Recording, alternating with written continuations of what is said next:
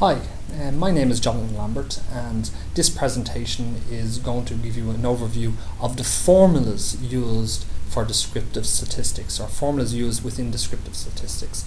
So the presentation will deal with the appropriate formula within descriptive statistics.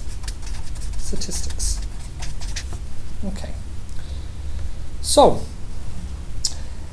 once again, we're always concerned with whether the data that we're analysing is from a population or from a sample. So we should differentiate between two different formula sets, one for population and one formula set for sample data.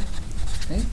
But this presentation today is going to deal with population and sample data that is presented in a raw format. So it's raw data that we're dealing with. Once again, like our last presentation, there's three main statistics that we're interested in. There's the statistic for the population mean, there's the statistic for the population variance, and there's the statistic for the population standard deviation. And also there's the statistic for the sample mean, the sample variance, and the sample standard deviation. When we're dealing with a population, the formula for the population mean, well, the symbol is mu, and the formula says that what we should do is we should sum up all the data elements and divide by how many data elements are within the population.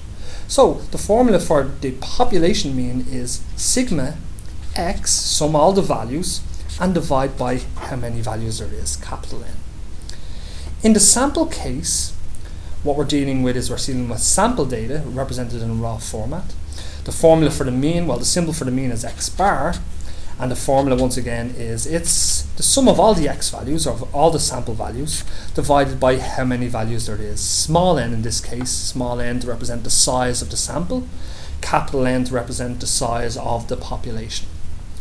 When we're dealing with the variance of a population, the symbol that we use is sigma squared, and by definition the variance is simply equal to the squared difference between each data value and the mean, divided by how many data values were in the data set. So it's the sum of each x value minus the mean squared divided by how many values there is. So it's an average. Anytime you divide by how many of something you have, you end up with an average and mean. So the variance by definition is just the average squared distance that each value is away from the center mean. In the case of a sample, the symbol that we use for a sample is s squared. And once again, it is the difference between each x value and the sample means. So it's the sum of the x values minus the sample mean squared and divided by how many values there is. But to make this a special case and to make this an unbiased estimate of the population parameter, we reduce the sample size by 1.